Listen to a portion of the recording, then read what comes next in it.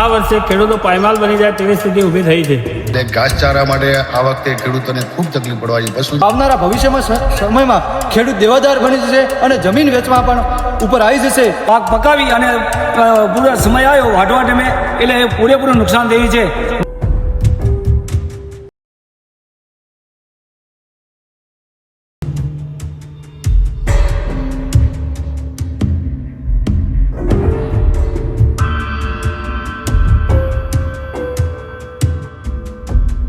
બનાસકાંઠા જિલ્લામાં આ વખતે વહેલો વરસાદ થવાના કારણે ખેતરના પાકને વ્યાપક નુકસાન થયું છે, જેને લઈ ભારતીય કિસાન સંઘ દ્વારા જિલ્લા કલેક્ટરને આવેદનપત્ર આપી ખેડૂતોને સહાય આપવામાં આવે તેવી માંગ કરવામાં આવી છે।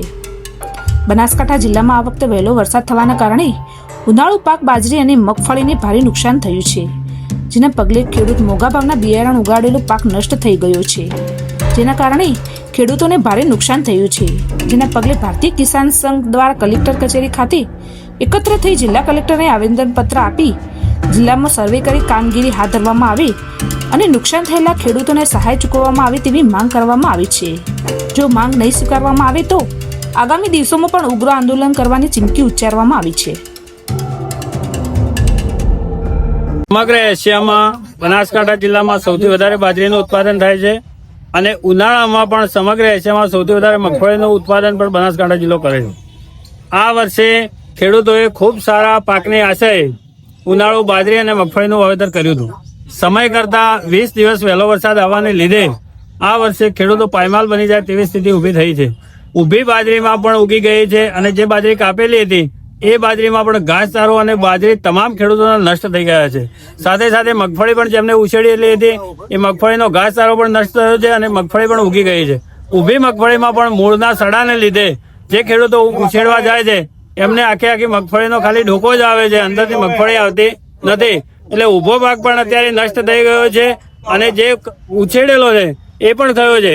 ખેડૂત આખો વર્ષ મહેનત કરે, મગફળીની ખેતી મોંઘી થતી હોય છે, બાજરીની પણ ખેતી પણ ખૂબ મહેનતવાળી થતી હોય છે અને મહેનત કરી, ખર્ચો કરી, ટ્રેક્ટરની ખેડાઈ આટલી મોંઘી હોય, બિયારણો, ખાતર, દવાઓ બધા ખર્ચા કર્યા પછી આ દશા ખેડૂતની આવે છે ત્યારે ખૂબ ખેડૂત વિકટ પરિસ્થિતિમાં આવે છે અને ખેડૂતે આ વર્ષે ખૂબ નુકસાન કર્યું છે।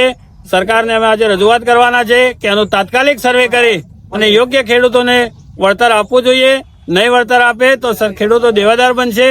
અત્યારે ખૂબ નુકસાનમાં છે ખેડૂતો અને દેવાદાર બનશે તો આવનાર સમયમાં જમીન વેચવી કે ખેતી છોડવી પડે તેવી પરિસ્થિતિ નિર્માણ થાય એવું છે। મારું નામ વીરમાભાઈ રૂપાભાઈ, ગામ સરાલ, તાલુકો ધાનેરા, કિસાન સંઘ પ્રમુખની જવાબદારી છે। અમારા જિલ્લામાં 14 તાલુકા આવેલા છે।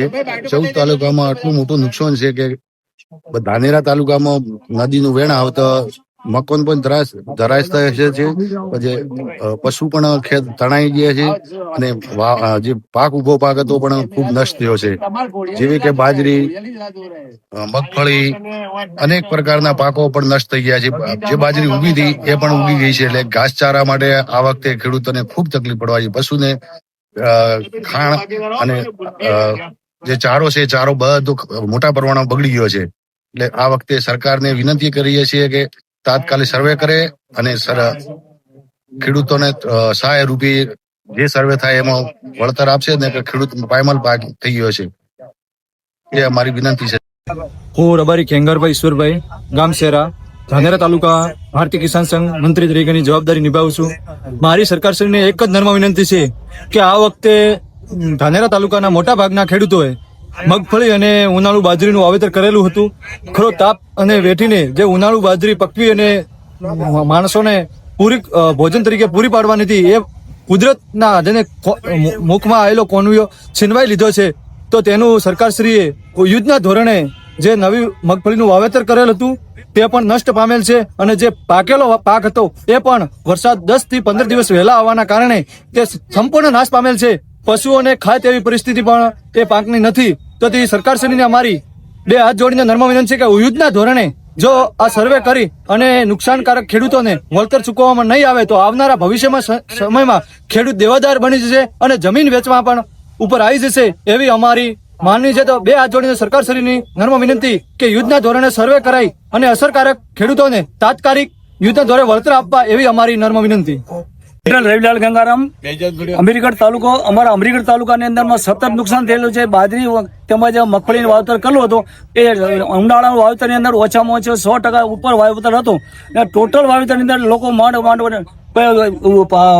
એવું ઓલું કરી પાક પકાવી અને પૂરો સમય આવ્યો વાઢવા ટાઈમે એટલે પૂરેપૂરું નુકસાન થયું છે. માટે અમારું કહેવાનું એટલું છે કે સરકારશ્રીને આના માટે તરત ધ્યાન આપે અને વળતર ચૂકવવા માટે અમારી નમ્ર વિનંતી છે. તેમજ ચોમાસુ પાકની અંદરમાં ખેડૂતો બિયારણ લઈ બેઠા છે અને વરસાદને લઈને વાવેતર કરી શક્યા નથી. એટલે ચોમાસુ પર વાવેતર કરવામાં પણ વિલંબ પડ્યું છે અને બીજા વાર ઘરે રહી ગયા છે. એટલે ખેડૂતોને પડતા ઉપર પાટું પડ્યું છે. મહેરબાની કરી સરકાર સાહેબને અમારી આટલી વિનંતી છે કે અમારે જે તે ખેડૂતોની જે રજૂઆતો છે એ સાંભળવા નમ્ર વિનંતી અને સર્વે કરવા માટે તત્કાલિક ધ્યાન આપે.